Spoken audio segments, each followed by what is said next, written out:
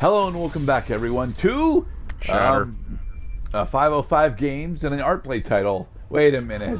A way forward. Haven't we done this game like 4 times already, Mr. Cloud? How is it that we haven't seen this introduction yet? Because Gurdet, past Gurdet specifically, is really bad at editing. Welcome back, everyone, to Bloodstained Ritual of the Night. And, yeah, we're going to be going through, finally, the normal game. Well, no, not the normal game, but, Gurdet. Gurdet hard mode. Gurdet hard.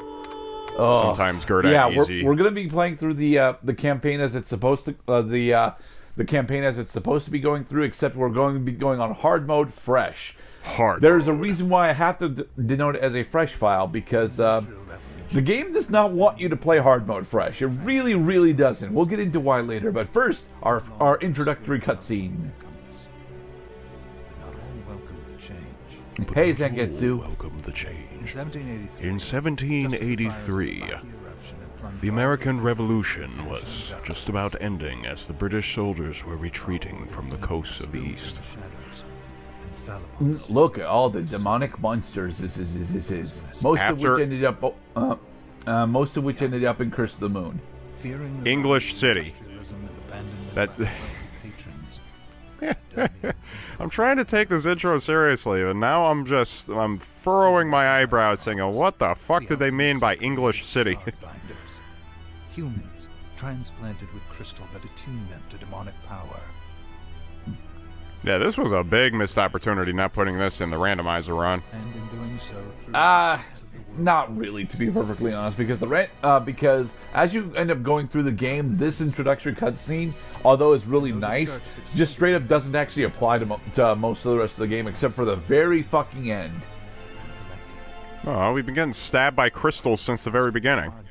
Yes, and that doesn't have anything to do with what the fuck is happening here. Well, what's happening here is a man with a knife is about to miss his target. Ooh.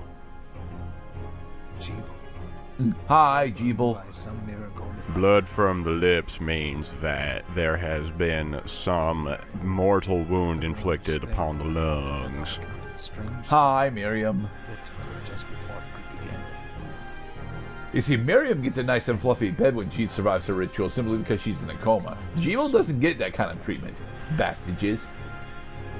Demons have returned, presaged by a great castle.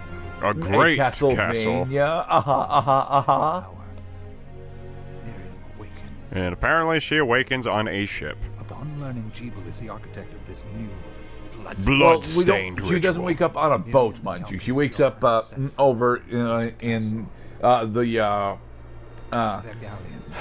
we're not entirely sure about the events immediately prior to this game, but to be perfectly honest, they're relatively simple to parse out.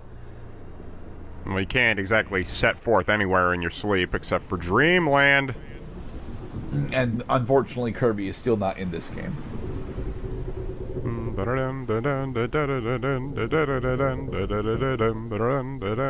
That's game playing Galleon, not Green Greens.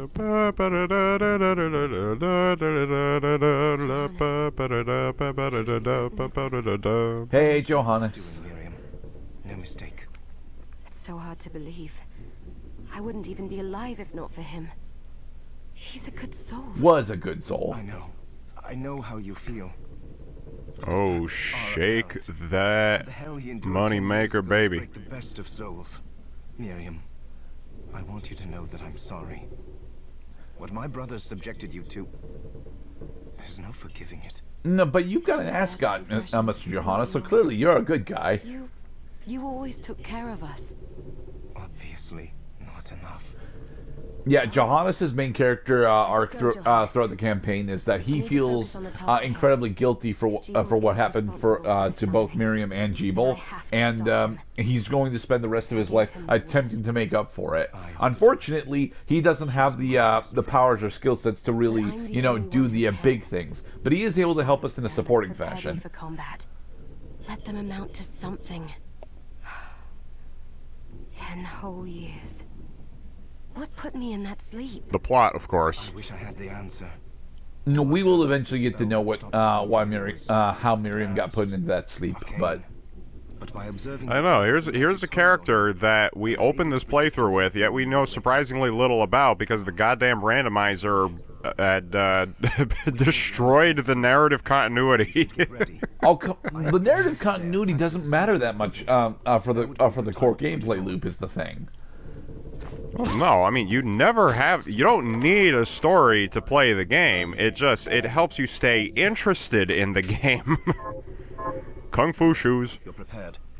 The next order of business is to Kick some ass. Specifically the ass of the Sema. I'll take care of it. Yeah. Yay, we got Cerulean Splash, one of the worst shards in the entire game. Yay. shard. I'd forgotten the way it felt. Like uninvited claws scraping across my bones. I would think claws scraping across your bones would be terribly painful, whether they were invited or not.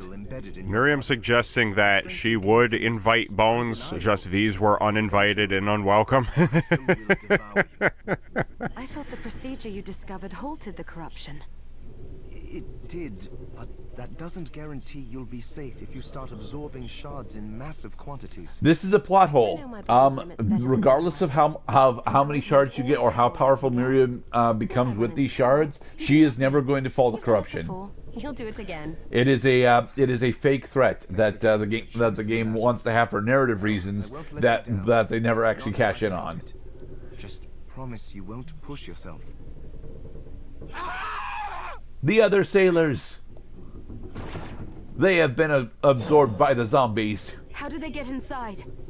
Well, the same way that fucking octopus got in the ship. He just blew a hole in the side of it. Help me wake up these muscles of mine. I'll wipe the deck with them. And so we begin hard mode fresh. Now, you will notice one major change immediately right from the get-go as we go into this room. Oh, hey, it's a Dola hammer. Wow. One of the big things that hard mode actually does is increases enemy density by a fuck ton.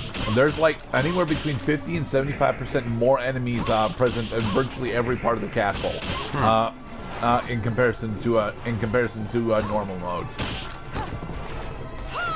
And it makes going through the castle significantly more difficult than it is. I really don't want to take damage from this Dola hammer because not only are the enemies more present, but for most of the start of the game they do significantly more damage.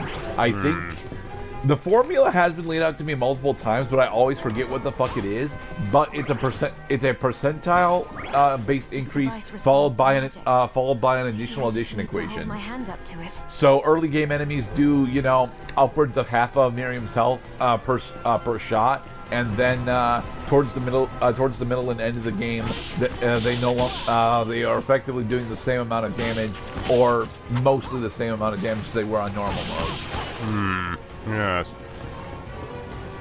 Things are gonna get hard in Bloodstained Ritual of the Night.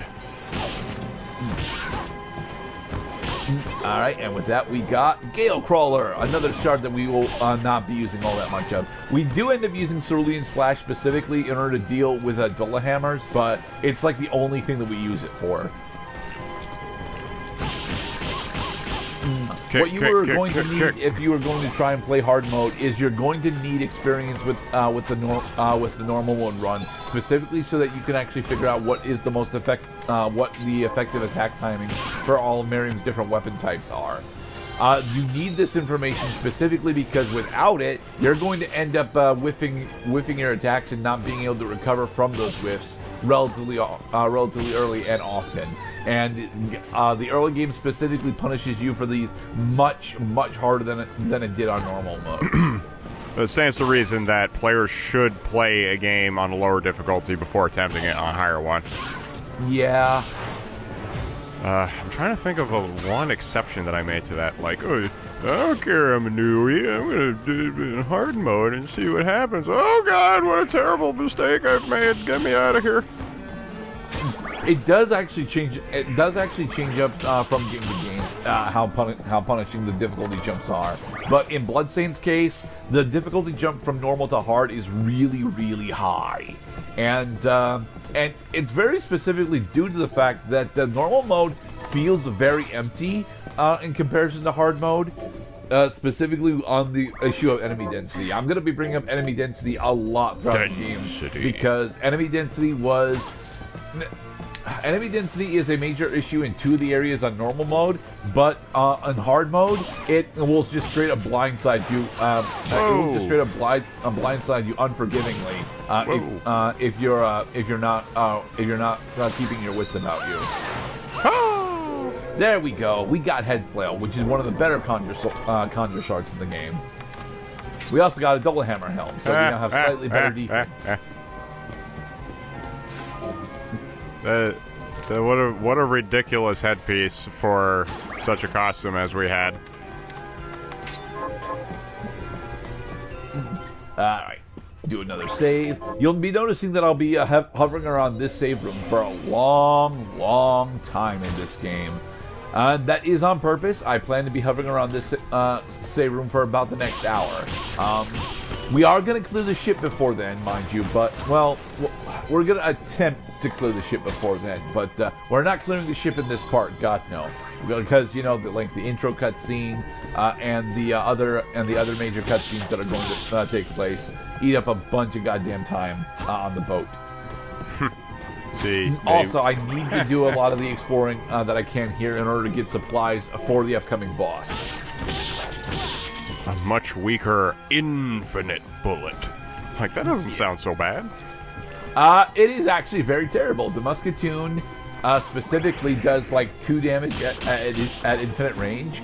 And yeah, because it does 2 damage at infinite range, especially on hard mode, that just straight up isn't actually fucking viable for a majority of the playthrough. Is there a difficulty higher than hard mode? Yes, there is Nightmare Mode. I will not be doing any Nightmare Mode runs because Nightmare Mode blocks any character that plays at level 1, and the only way to get any stronger throughout the game is explicitly by getting better equipment and food passives. We are going to be getting a good portion of the food passives during this run through, but not all of them. Hey man, if I can beat Sekiro Shadows Die Twice without ever upgrading my attack power, I believe that players can beat this game at level 1. Level 1? Sure, but that's only because the game forces it on you. As a point of fact, you cannot beat this game at level 1 on normal or hard mode because you have to go through all the bosses. And by going through all the bosses, you're going to get to at least level 20. Right, by the experience, because you cannot just say no to experience. You get the experience, you level up accordingly. Yeah. Huh.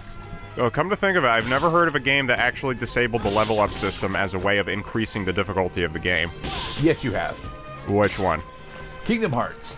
I've never played Kingdom Hearts. All 3 of the major Kingdom Hearts titles, almost since release, I want to say, have had Experience 0 as a skill that Sora can equip.